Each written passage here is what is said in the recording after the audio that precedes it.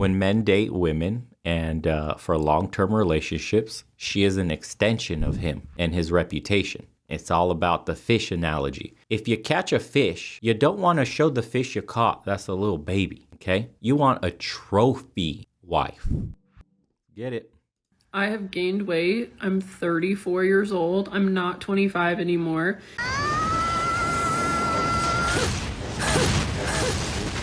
And a guy that I dated when I was 25 just came back into my life, and he's in the best shape of his life. And I am in the worst shape of my life. And he is in love with my brain and my personality.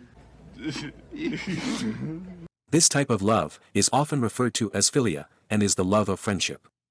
To have a successful long-term relationship, it's important that you're friends with the other person too. Very true.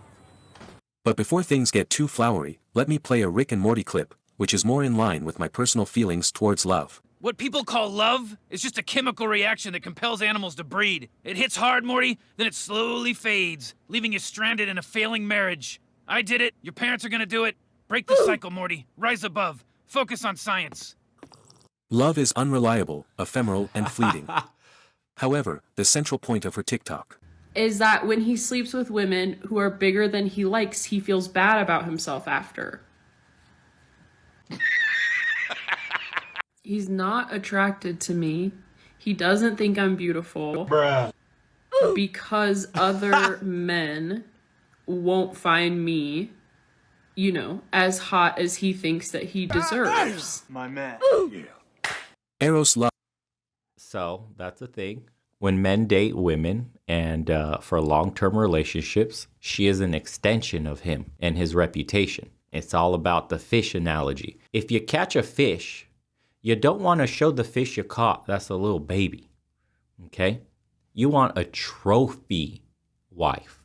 If you got to look at your girl and your boys look at your girl and they go, that's about an average size, average weight fish there.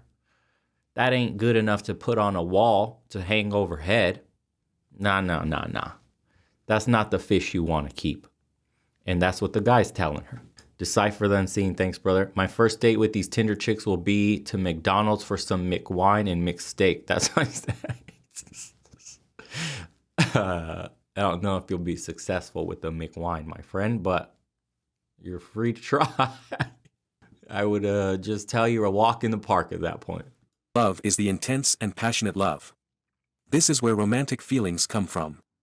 It's the love that's present in the beginning of relationships, that's connected with physical attraction, bedroom fun, and emotions. Oh man, she is so hot. The main point here is that the man she's talking about doesn't like large women, so is unable to find her to be physically attractive enough to date. Obviously, yeah.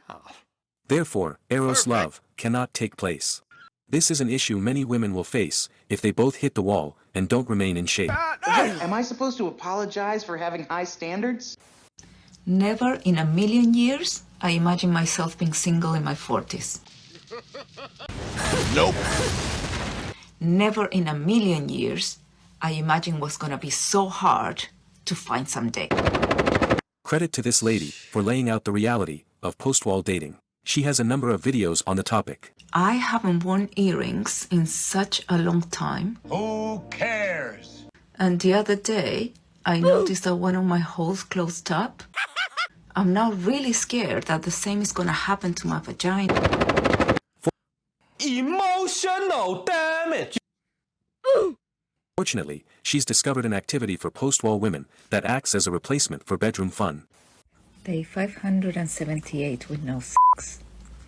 I put my flip-flops on to go for a run, just to remember what it sounds like. Okay.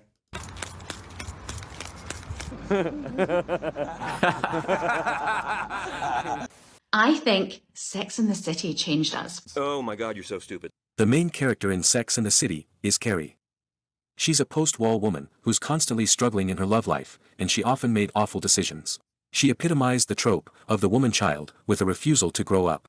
I can remember really distinctly in my mid to late 20s just commenting to my boyfriend at the time that I really aspired to live like Carrie. I'm a writer, and the idea of like having my own apartment and affording that kind of fashion and that lifestyle, I was like, oh, that's what I dream of. And he was kind of like, where do I fit in? And I was like, oh, you don't.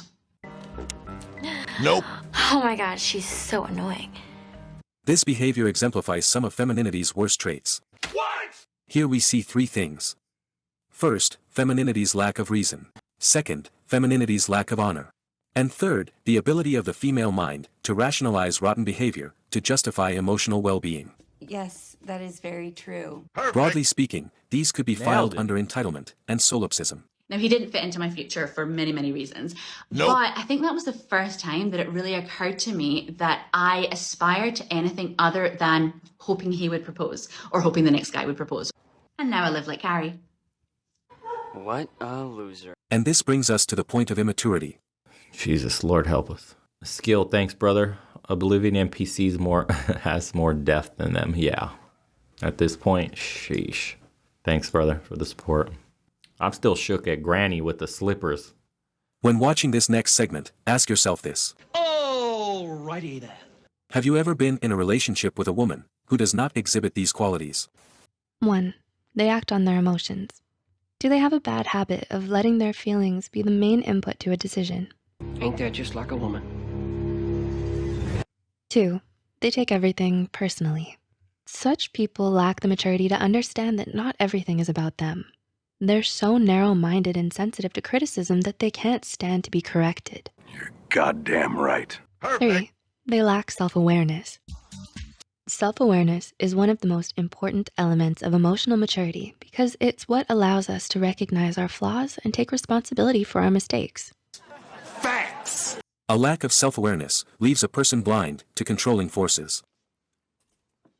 A pertinent example here would be the lady who constantly falls for Chad. But she always gets pumped and dumped. She'll make excuses about why this is happening, have emotional outbursts, and not even ask questions about what's causing this in the first place. She might come across as entitled and arrogant. But arrogance and self-awareness seldom go hand in hand. 4. They blame other people for their problems. Are they apt at playing the blame game? Misogyny. Do they refuse to own up to their mistakes? Misogyny. Immature people don't know how to hold themselves accountable, so they blame others for their problems and simply make Misogyny. themselves out to be the victim in all of it. Patriarchy. Misogyny. How do you write women so well? I think of a man, and I take away reason and accountability. They victimize themselves as a way to avoid responsibility and convince themselves that everyone but them is always to blame. They spend all their time whining about the situation they're in, but don't do anything to help themselves get out of it. Yeah, blame your lack of ambition on the patriarchy. Overall, this sounds like a fair and accurate description of the feminist movement. 5. They always have to have their way. People who always want to have their way tend to be controlling and manipulative. Do exactly as I say. But the moment you disagree with them or refuse to do as they say, they'll get into a big argument with you about it and won't stop until you give in. Come on, stop this, Ava.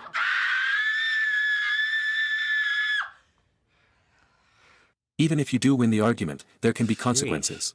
No woman is okay with this. We don't forget. We wait.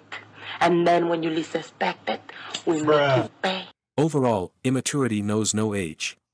Being in a relationship with an infantile, post-wall lady isn't a recipe for a good life. Date someone who's normal. Not my type. Are you kidding me right now? She has unrealistic expectations. The girl is deluded.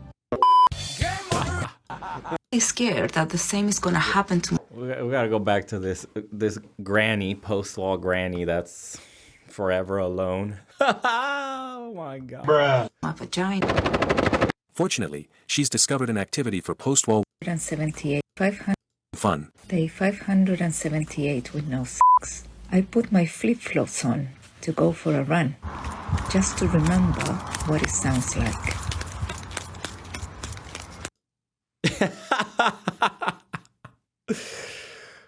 All right, dude. Perfect.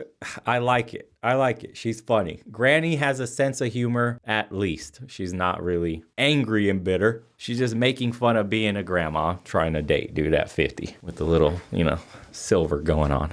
Boy, oh boy. Shout outs to Granny for making this video. Where's the sound for it? Nice. So that was Alienated TV, guys. Show him some love. Go subscribe to his channel. Dude works hard to make those, I'm telling you. Those aren't easy edits.